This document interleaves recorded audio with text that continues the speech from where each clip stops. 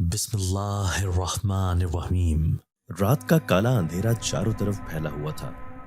ऐसे में उस सुनसान गली में कोई दबे पांव चलता हुआ आया था। आने वाली एक औरत थी जिसने काली चादर अपने चारों तरफ लपेटी हुई थी। उसके हाथ में एक गुलाबी रंग का कंबल था। उस कंबल में जो कुछ भी था वो उसने अपने बाजुओं में छुपाया हुआ था। उसने घबराई हुई नजरों से इधर उधर देखा।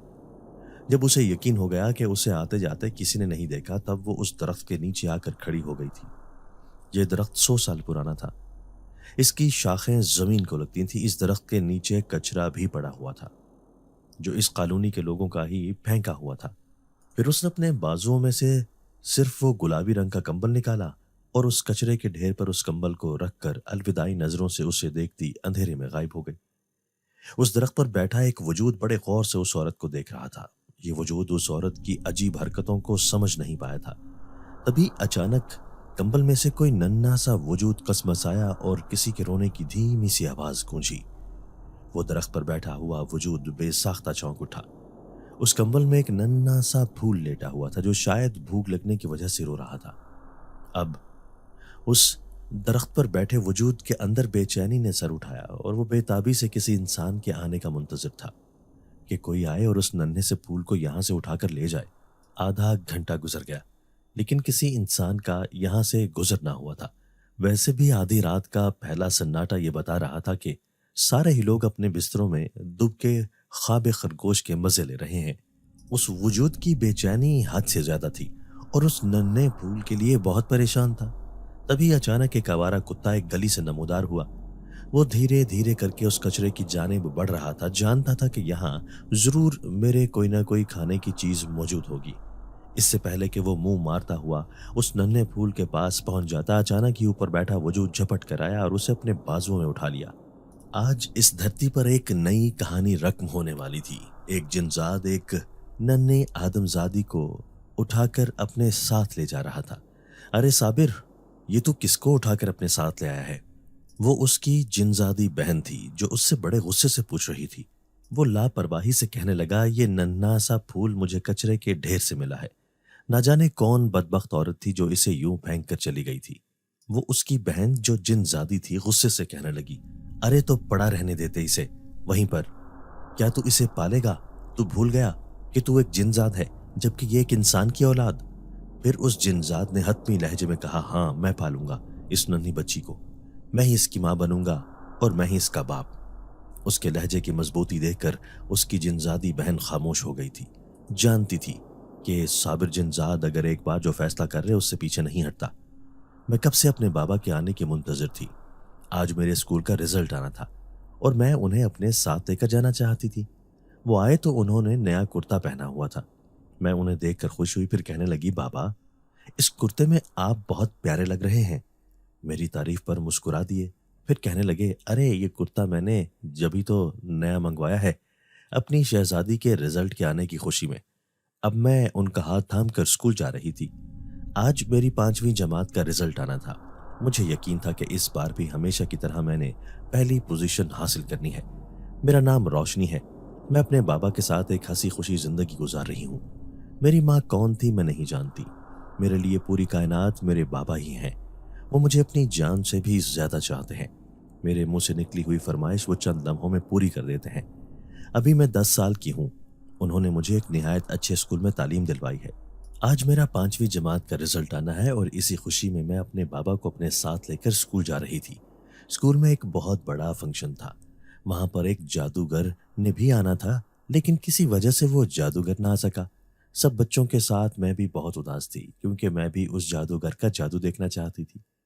फिर जब मेरे बाबा ने मेरा मायूस चेहरा देखा तो उन्होंने जादूगर बनने का फैसला किया। फिर वो उस जादूगर की जगह स्टेज पर गए और फिर ऐसा ऐसा जादू दिखाया कि सारे ही बच्चे हंस हंस कर लोटपोट हो गए। मैं खुशी से तालियां बजा रही थी।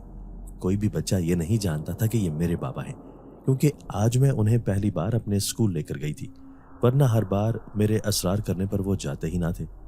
फिर जैसे ही वो जादू दिखाकर स्टेज से उतरे तो मैं फौरन ही स्टेज पर गई और मैंने सबके सामने कहा कि ये जादूगर कोई और नहीं बल्कि मेरे बाबा हैं और आज उन्होंने सिर्फ मेरी खुशी के लिए ये सब किया है। स्कूल के सब टीचर्स और बच्चे हैरान रह गए थे। वो जोर जोर से तालियां बजा रहे थे। मेरे बाबा झुक झुक कर उनका शुक्रिया अदा कर रहे थे। फिर जब रिजल्ट आया तो हस्ब आदत मैंने पहली पोजीशन हासिल की थी। मैंने अपने बाबा का हाथ थामा, उन्होंने ले जाकर स्टेज पर खड़ा कर दिया और मैं उनके साथ ही अपनी वो पोजीशन का रिजल्ट लेकर आना चाहती थी। फिर खुशी से अटकेलियां करती हुई मैं अब घर आ गई थी। घर आकर मैंने उनके गले में बाहें डाली और उनसे पूछने लगी कि बाबा, आज आपने जो कुछ किया था सिर्फ मेरे लिए किया था ना? वो मुस्कुरा दिए और कहने लगे, तुम्हारे लिए तो मैं कुछ भी कर सकता हूँ। फिर मैं कहने लगी, अच्छा मुझे ये जादू सिखा सकते हैं? मैं भी ये सीखना चाहती हूँ। तो कहने लगे, तुम पहले बड़ी हो जाओ, फिर मैं तुम्हें हर चीज़ सिखा दूंगा। वो मुझे स्कूल जाने के लिए तैयार करते हैं, फिर वो मुझे स्कूल छोड़कर आते हैं। उसके बाद मैं जब घर लौटती हूँ तो वो मेरे लिए खाना पकाकर मेरे मुंतजिर होते हैं। हम दोनों बाप बेटी साथ ही खाना खाया करते थे और वो कहते थे कि मेरी पैदाइश के दिन ही मेरी माँ मर गई थी, जिसकी वजह से उन्होंने ही मुझे पाला था। अब मुझे उनकी इतनी आदत हो गई थी कि वो मुझे चंद सेकंड्स के लिए भी नजर ना आते तो मैं रोना शुरू कर देती थी। जहां पर हम रहते थे वो ज्यादा आबाद इलाका नहीं था, चंद एक लोग ही वहां पर आबाद थे। मेरे बाबा का कहना था कि जब मैं यहाँ आया था तो यहाँ पर एक भी घर नहीं था, लेकिन आहिस्ता आहिस्ता घर बनने शुरू हो गए थे। उन्होंने ना सिर्फ मुझे दुनियावी तालीम दिलवाई थी बल्कि दीन की तालीम में भी ताक कर दिया था। मैं यहाँ पर बने हुए हर एक घर में एक औरत के पास कुरान पढ़ने जाया करती थी।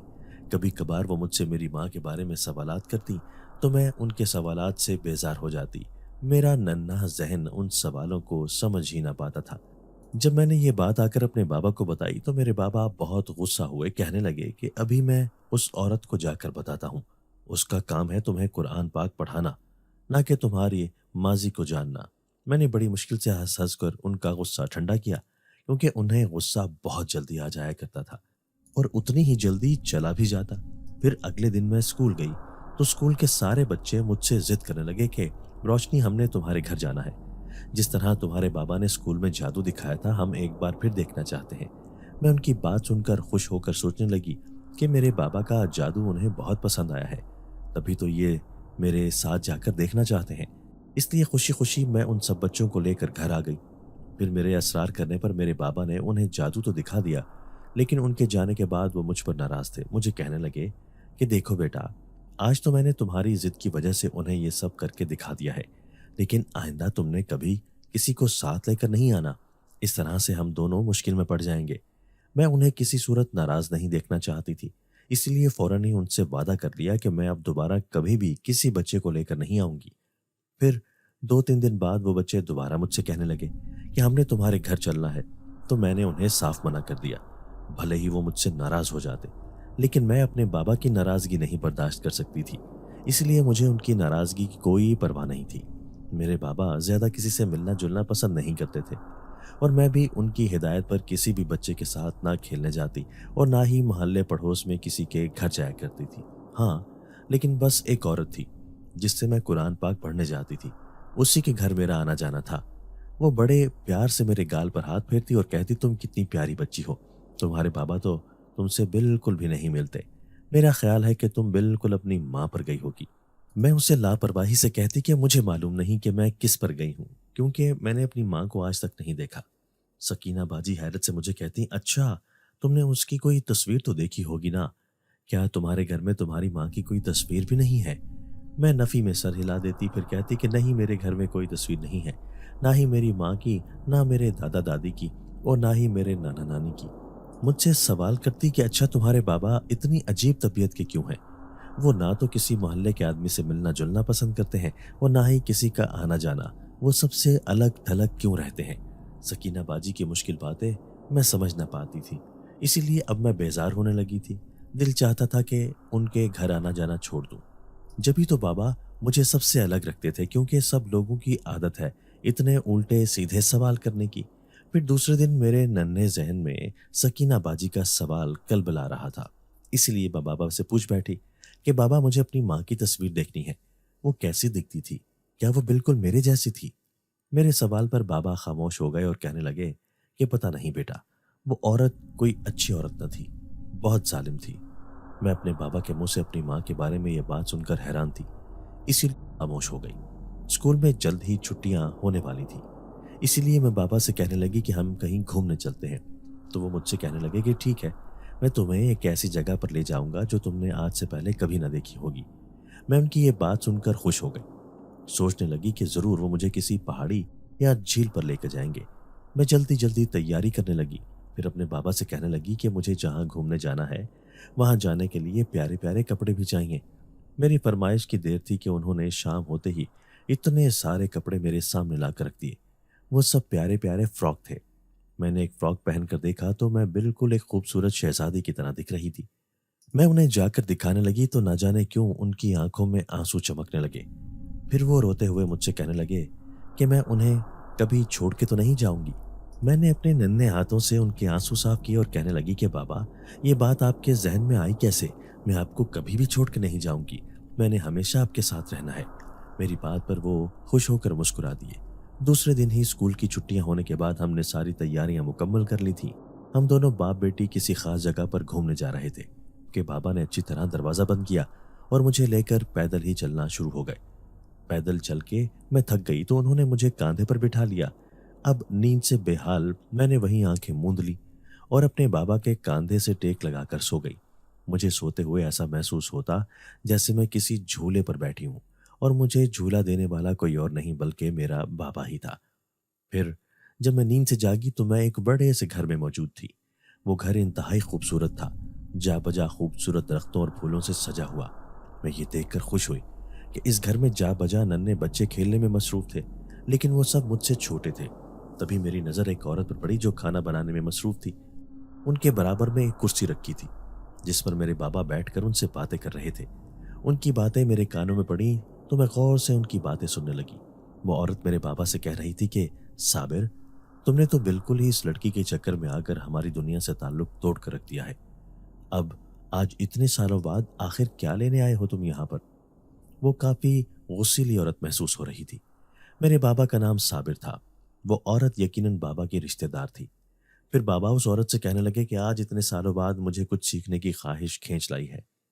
मैं फिर से बहुत सारे अमलियात सीखना चाहता हूँ जो मैं भुला बैठा हूँ। तो वो औरत बाबा से कहने लगी, अच्छा, अगर तुमने ये सब सीखना है तो जाकर सरदार से बात करनी पड़ेगी, वही तुम्हें कुछ बताएंगे। मैं तुम्हें उनकी इजाजत के बिना इस घर में नहीं रख सकती। अगर हमारे साथ इस कबीले में रहना होगा तो इस आदमजादी को वहीं छोड़ कर आना होगा। उसकी दुनिया में मुझे कुछ कुछ बातें समझ आ रही थी, लेकिन आदमजादी कौन थी? वो औरत किसके बारे में ये सब कह रही थी, ये मैं समझ ना सकी थी। फिर बाबा उस औरत की मिन्नतें करने लगे और उसे कहने लगे कि साबिरा, बस जब तक मैं ये अमल सीख नहीं लेता तुम सरदार से कहो कि इस बच्ची को मेरे साथ रहने दे। जैसे ही मैं अपनी सारी ताकत हासिल कर लूंगा मैं इस बच्ची को लेकर यहाँ से हमेशा के लिए चला जाऊंगा।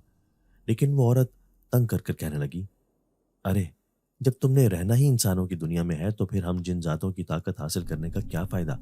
साबिर, अगर ये बात सरदार को पता चल गई कि तुम सिर्फ इस मकसद से यहाँ आए हो तो वो बहुत नाराज होंगे। फिर मेरे बाबा उस औरत को कहने लगे कि आखिर बहन भी तो कोई इस मौका पर काम आती है।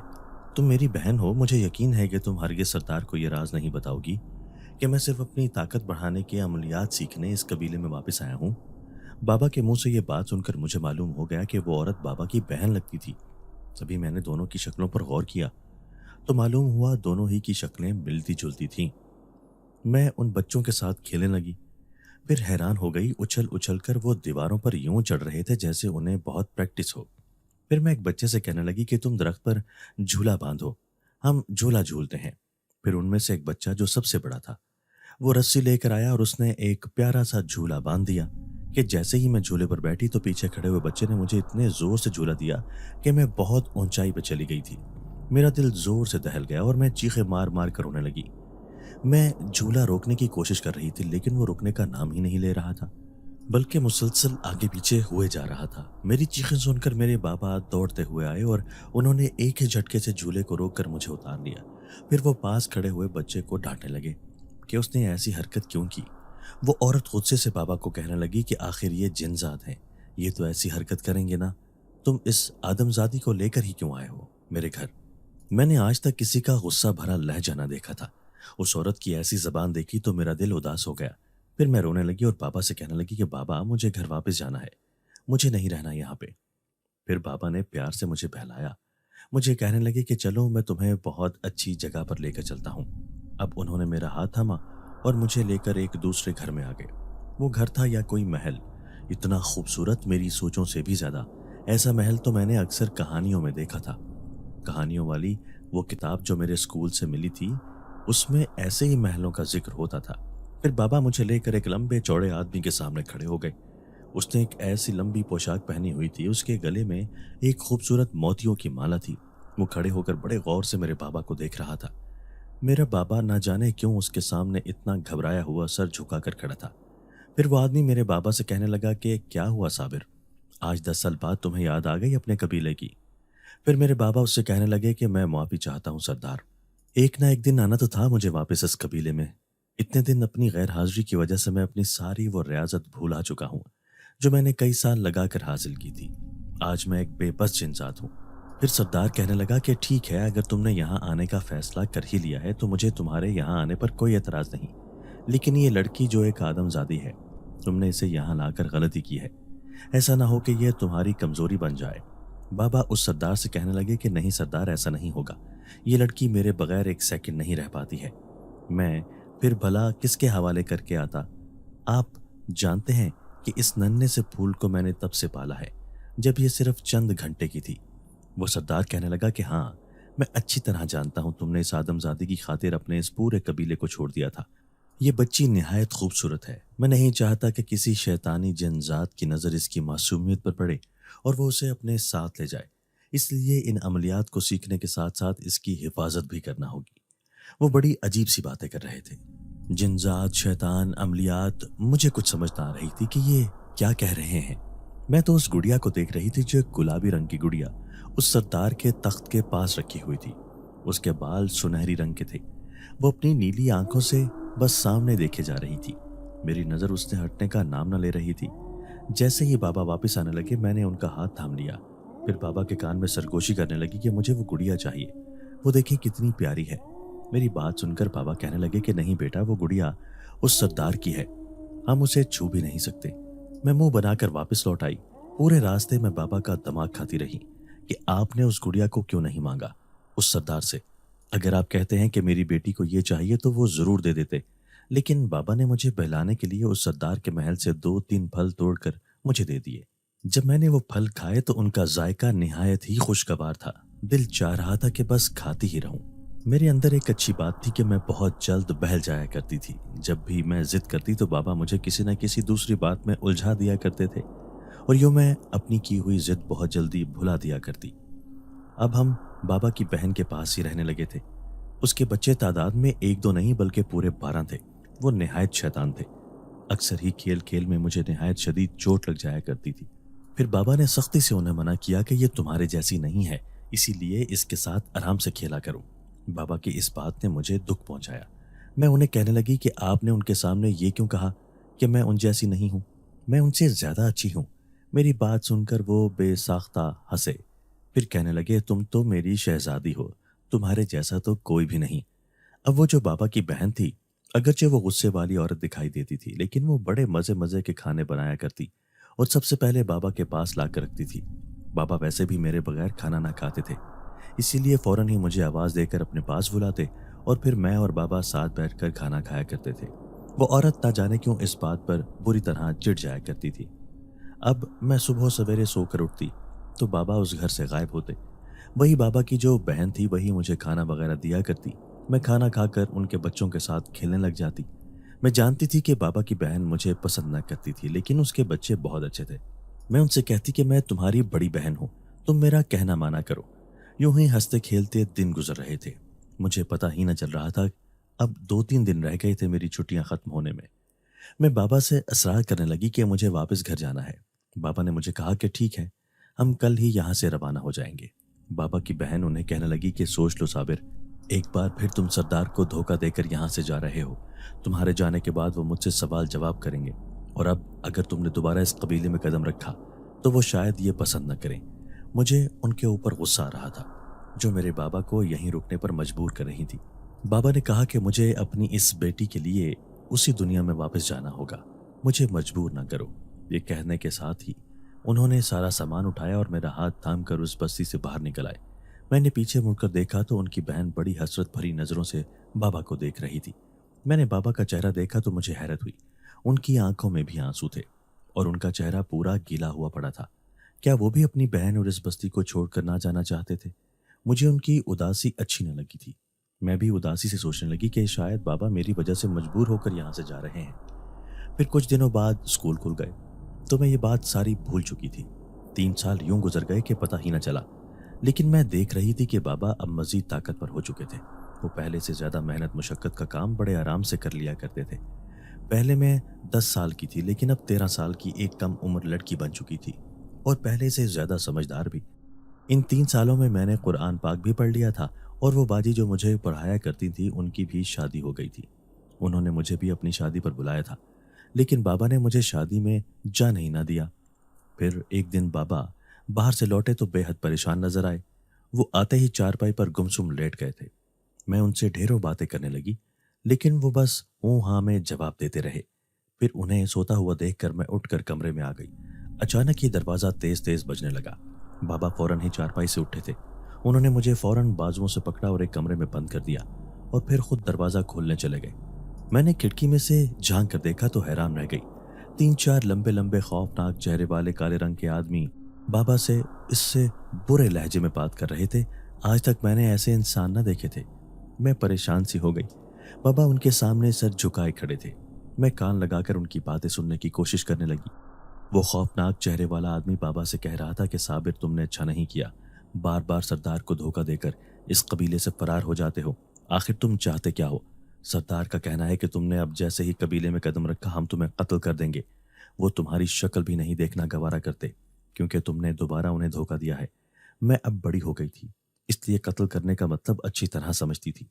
वो बाबा को धमकाते वापस चले गए, लेकिन उनके जाते ही बाबा बेहद परेशान लग रहे थे। मैं भी दरवाजा खोलकर बाहर आ गई और बार बार बाबा से पूछने लगी कि वो लोग कौन थे और क्यों आपको धमकियां दे रहे थे। लेकिन बाबा ने मुझे ये कहकर चुप करवा दिया कि तुम्हें इन सब से मतलब नहीं होना चाहिए, तुम जाकर अपने स्कूल का काम करो। फिर दूसरे दिन मैं घर में अकेली थी जब अचानक मुझे कमरे में किसी की मौजूदगी का एहसास हुआ। मैंने पलटकर देखा तो मुझे पीछे वही बाबा की बहन खड़ी मुझे कहर वाली नजरों से देख रही थी। उनकी आंखों में मेरे लिए नफरत थी। वो मुझे कहने लगी कि मेरे भाई का पीछा छोड़ क्यों नहीं देती तू? इससे जोक की तरह क्यों चिमटी हुई हो? तुम जानती भी हो कि कबीले से फरार होने के बाद सरदार उसकी जान का दुश्मन बना हुआ है और इस वक्त तुम्हारी वजह से शदीद अजियत में मुब्तला है। देखो, तुम अपने घर वापस चली जाओ। जिस औरत ने तुम्हें पैदा किया था उसके पास मैं ऐसा अमल करूंगी, फौरन ही तुम्हें मालूम हो जाएगा कि तुम किसकी औलाद हो। उसकी उलझी हुई बातें मुझे समझ न आई थी, इसलिए अटक अटक कर कहने लगी कि मैं तो अपने बाबा की औलाद हूँ, मेरी माँ तो मर चुकी है। मेरी बात सुनकर वो इस तरह अंदाज में हंसी, फिर कहने लगी, मेरा भाई एक जिनजात है। जिनजात का मतलब समझती हो ना? जन्नात, जो कि छुपे हुए होते हैं, जो इंसानों को नजर नहीं आते, लेकिन उसने खुद को तुम पर जाहिर किया है सिर्फ इसी वजह से कि तुम चंद घंटे की थी। तुम्हें उसने कचरे के ढेर पर से उठाकर पाला था। मैं उसकी बहन एक जिनजादी हूँ। मैंने उसे लाख मना करना चाहा कि वो तुम्हें अपने साथ न रखे, लेकिन उसके सर पर तो तुम्हारी मोहब्बत का भूत सवार था। उसने सिर्फ मुझसे ही बगावत न की थी, बल्कि उसने पूरे कबीले की बगावत मोल लेकर तुम्हें अपनाया था। उस जिनजादी की खौफनाक बातें सुनकर मेरा दिल दहल गया था। मैं सोच भी नहीं सकती थी कि मैं अपने बाबा की सगी औलाद न थी। वो एक जिनजात था, जबकि मैं एक आदमजादी। फिर वो मजीद मुझ पर बिजलियां गिराने लगी, ये कहकर के तुम अब 13 साल की हो चुकी हो, अपना अच्छा बुरा खुद समझती हो। तुम खुद बताओ कि अगर कोई जिनजात तुम्हें पालेगा तो वो किस कदर परेशानी में मुब्तला हो जाएगा। इसीलिए इसका पीछा छोड़कर तुम अपनी माँ के घर चली जाओ। मैं तुम्हें वहां पहुंचा सकती हूँ। मैं अपने भाई को वापस अपने कबीले में लेकर चली जाऊंगी। मुझे यकीन है कि सरदार उसकी आखिरी खता को माफ कर देगा। अब मैं आंसुओं से रो रही थी कि मैं नहीं चाहती थी कि मैं अपने बाबा को छोड़कर यहाँ से चली जाऊं, लेकिन उनकी जिंदगी मुझे प्यारी थी। वो मुझे कहने लगी कि तुम अगर अपनी मोहब्बत का सिला देना चाहती हो तो उसका पीछा छोड़ दो और उसके आने से पहले पहले यहाँ से चली जाओ। चलो आओ मेरे साथ, मैं तुम्हें तुम्हारी माँ के घर छोड़ देती हूँ। अब अपने बाबा की जान बचाने के लिए इसके सिवा मेरे पास कोई चारा न था कि मैं ये घर छोड़कर चली जाती, और अपने बाबा को भी, क्योंकि वो सरदार मेरे बाबा की जान का दुश्मन बना हुआ था। अब मैंने उस जिनजादी की बात मानने का फैसला कर लिया था। इसीलिए उसे कहने लगी कि तुम ठीक कहती हो, मेरा कोई हक नहीं कि मैं अपनी वजह से उनकी जान खतरे में डालूं, तो मुझे मेरी माँ के घर पहुंचा दो, मैं उनके साथ रह लूंगी। अब उसने मेरा हाथ थामा और मुझे लेकर वहां से जाने लगी। मैंने उससे एक इल्तिजा की कि एक बार मैं बाबा से बात करना चाहती हूँ, उनसे मिलना चाहती हूँ, लेकिन उसने साफ इनकार कर दिया। कहने लगी, एक बार जो तुमने फैसला कर लिया है उसी पर कायम रहो। मेरा भाई तुम्हारी मोहब्बत में मजबूर है, वो तुम्हें हरगिज यहाँ से जाने नहीं देगा। मैं उसकी बात सुनकर खामोश हो गई। 1 घंटे तक सफर करने के बाद उसने मुझे घर के सामने खड़ा कर दिया था। फिर मुझे कहने लगे कि यही तुम्हारे सगे रिश्ते हैं। तुमने जाकर उनसे भरम से कहना है कि मैं तुम्हारी बेटी हूँ। लेकिन मुझे यकीन है कि तुम्हारी शक्ल देखकर तुम्हारी माँ फौरन ही तुम्हें कबूल कर लेगी। मैंने जैसे ही जाने के लिए कदम बढ़ाए तो उसने फौरन ही मुझे रोका। फिर अपनी उंगली से एक अंगूठी उतार कर मेरी उंगली में पहना दी। कहने लगी कि अगर तुम्हें जब भी कोई परेशानी हो तो मुझे याद कर लेना, मैं तुम्हारे सामने हाजिर हो जाऊंगी। लेकिन याद रखना कि तुमने अब मेरे भाई का पीछा छोड़ देना है। ये कहते हुए मेरे सामने से गायब हो गई। मैं आंसू पोंछती हुई उस घर में जाने लगी। जैसे ही दरवाजा बजाया तो फौरन ही दरवाजा खुल गया था। शायद कुंडी नहीं लगी हुई थी। मैं अंदर गई तो एक बड़ा सा सहन था जिसके तख्त पर एक बूढ़ी औरत बैठी थी। नीचे फर्श पे एक 8 और 10 साल का लड़का और लड़की खेल रही थी।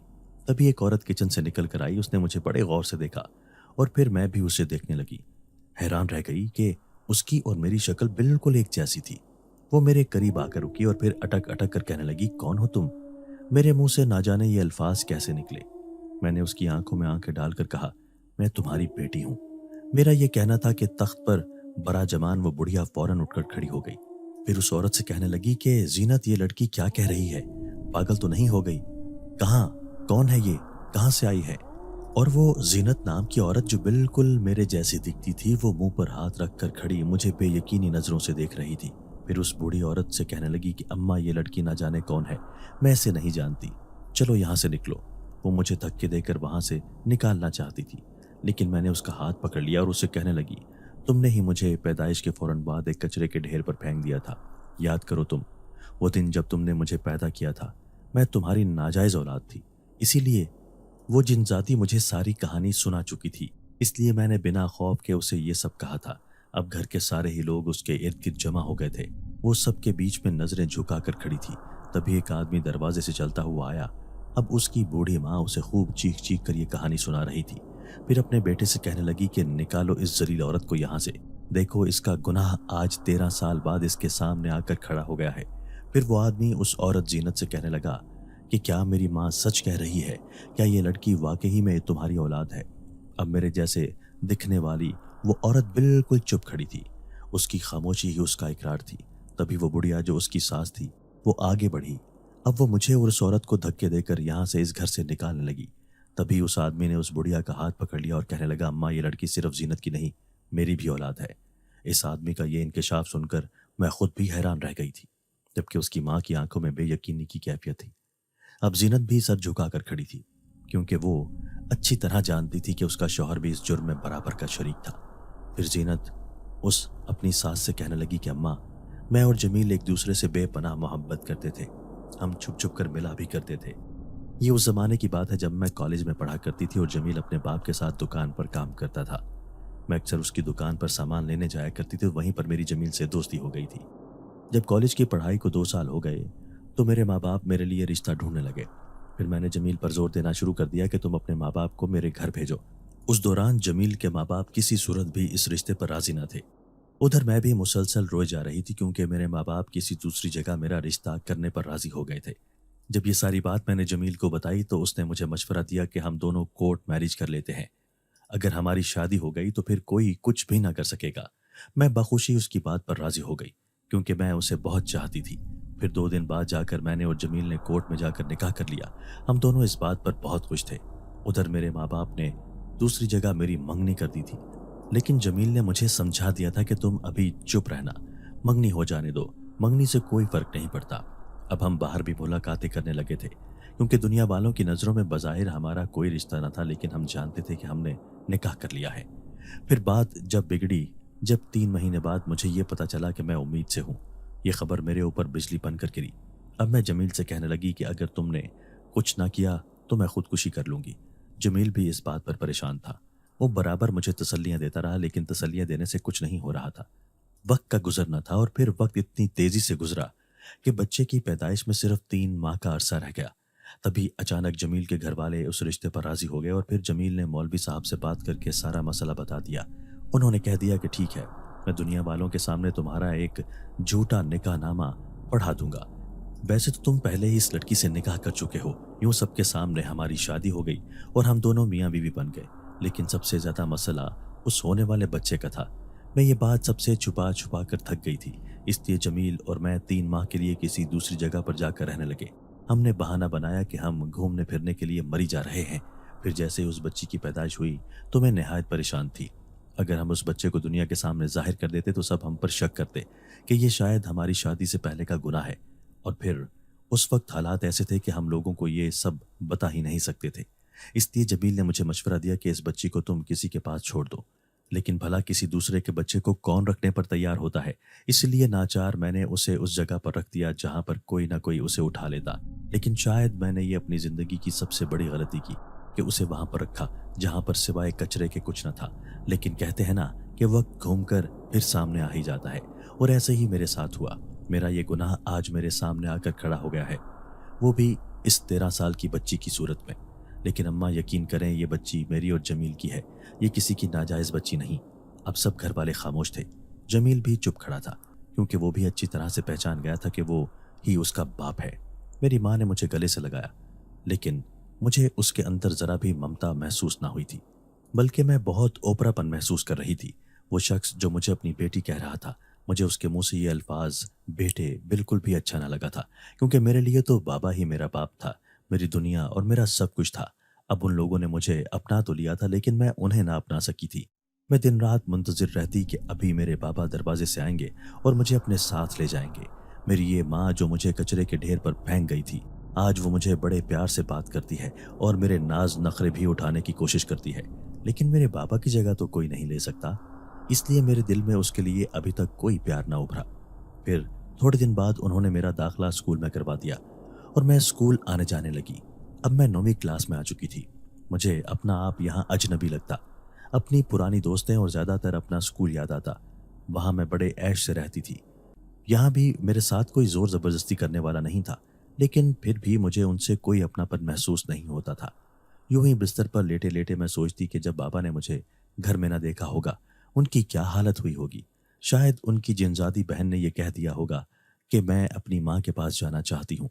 यही सुनकर बाबा खामोश हो गए होंगे। फिर एक दिन मेरी तबीयत खराब थी। मैं स्कूल से आधी छुट्टी लेकर घर की तरफ आ रही थी। अचानक मुझे अपने पीछे कदमों के चलने की आवाज आई थी। मैं उन कदमों की आहट अच्छी तरह समझती थी। जैसे ही मैं पलटी, मुझे लगा मुझे सारी दुनिया की खुशियां मिल गई हों। मेरे सामने मेरे बाबा ही खड़े थे। वो मुझे बड़े प्यार से देख रहे थे। फिर मैंने हमेशा की तरह उनका हाथ थामा और उन्हें लेकर एक घने दरख्त के नीचे आ गई। अब मैं उनके सामने रोने लगी और उनसे कहने लगी कि मैं आपके साथ रहना चाहती हूँ, मेरा यहाँ दिल नहीं लगता। फिर उन्होंने मेरे सर पर हाथ रखा और कहने लगे, बेटा, इसी में तुम्हारी और मेरी भलाई है। अपने सगे माँ बाप के साथ दिल लगाने की कोशिश करो। मैं भी अपने कबीले में वापस चला गया हूँ। मेरी जिनजात बहन ने बड़ी मुश्किल से उस सरदार को राजी किया है मुझे कबीले में वापस रखने के लिए। मुझे काफी दिन हो गए थे उसके साथ रहते हुए, इसीलिए मैं उससे इजाजत लेकर तुम्हें मिलने के लिए आया हूँ। मेरा तुमसे वादा है, तुम्हें जब भी कोई परेशानी, कोई तकलीफ होगी, मैं बिन बोले ही तुम्हारे पास आ जाऊंगा। तुम कल भी मेरी बेटी थी और आज भी मेरी बेटी हो, और ये बेटी का रिश्ता मेरा तुम्हारे साथ हमेशा कायम रहेगा। वो मुझे भरपूर तसल्लियां और दिलासे दे रहे थे। फिर कहने लगे कि मैं तुम्हारे लिए एक तोहफा लाया हूँ। उन्होंने अपने कोट में से मुझे एक खूबसूरत हार निकाल कर दिया, जिसकी चमक देखने के लायक थी।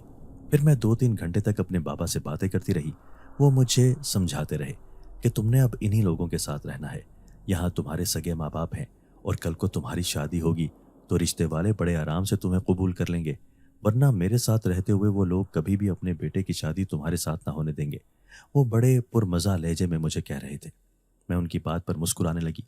फिर थोड़ी ही देर बाद उन्होंने मुझे घर छोड़ दिया। अब मैं खुश रहने लगी थी, क्योंकि उन्होंने मुझसे वादा किया था कि मैं जल्दी जल्दी तुमसे मिलने आया करूंगा। मेरी इस तब्दीली को मेरे सगे माँ बाप भी हैरत से देख रहे थे, क्योंकि मैं अपने छोटे बहन भाइयों का भी बहुत ख्याल रखने लगी थी, उनसे प्यार से बात करने लगी थी। वैसे भी मेरे बाबा ने मेरी इतनी अच्छी तरबियत की थी कि मैं किसी इंसान को तकलीफ देने का सोच भी ना सकती थी। फिर वक्त यूं गुजर गया, पता ही ना चला, और अब मैं 18 साल की हो चुकी थी। मेरे पापा कई बार मुझसे मुलाकात करने आते। वो जब भी आते मेरे लिए बहुत कीमती तोहफे तोहफे लाया करते थे। मेरी माँ उन गुजरे कई सालों में मुझसे बार बार पूछ चुकी थी कि जिसने तुम्हें पाला वो कौन था, लेकिन मैंने उन्हें अपने बाबा के बारे में कोई बात ना बताई थी। मैं उनसे कहती कि था कोई अल्लाह की मखलूक जिसने मुझे वो मोहब्बत और शफकत दी जो शायद कोई इंसान मुझे दे ही नहीं सकता था। उनकी बेलौस मोहब्बत ने मेरे दिल में जो जगह बनाई है, शायद मौत तक वो जगह कोई ना ले सके। अब मेरे सगे माँ बाप मेरी शादी करने का सोच रहे थे, लेकिन मैंने उनसे कह दिया था कि मैं अभी किसी से शादी नहीं करना चाहती। दर हकीकत मैं अपने बाबा का इंतज़ार कर रही थी और उनकी इजाज़त पाकर ही अपनी शादी करना चाहती थी। आज तक जितनी भी ज़िंदगी में मैंने फैसले किए थे, सब उनकी मर्ज़ी से किए थे, और फिर शादी जैसा फैसला भला अकेले कैसे कर लेती। फिर एक दिन जब वो मुझसे मिलने आए तो मैं उनसे कहने लगी कि क्या आपने मेरी वजह से ज़िंदगी भर शादी ना की, मुझे ही अपनी बेटी बनाकर पाला, क्या आपको कोई जिनजादी ना भाई। वो मेरी बात पर सोच और विचार में पड़ गए। फिर कहने लगे, एक मेरे दिल की रानी थी, लेकिन जब मैं तुम्हें उठाकर उसके सामने गया तो उसने तुम्हें अपनाने से साफ इनकार कर दिया, और फिर मैंने तुम्हारी खातिर उसे भी छोड़ दिया, क्योंकि फिर उसे मेरे साथ तुम्हारी दुनिया में रहना पड़ता, इसीलिए वो मेरा साथ पाने के लिए राजी ना हुई। उनकी बात सुनकर मैं अफसुर्दा हो गई थी।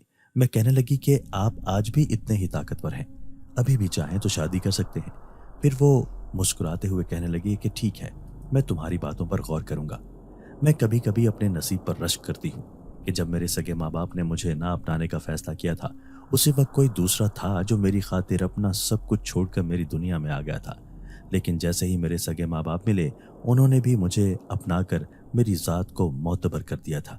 अगर वो मुझे ना अपनाते तो शायद मैं किसी शेल्टर होम में अपनी ज़िंदगी गुजार रही होती। दोस्तों, अगर आपको आज की हमारी ये वीडियो पसंद आई है तो इसे लाइक कीजिए और इसे अपने प्यारों के साथ शेयर ज़रूर कीजिएगा।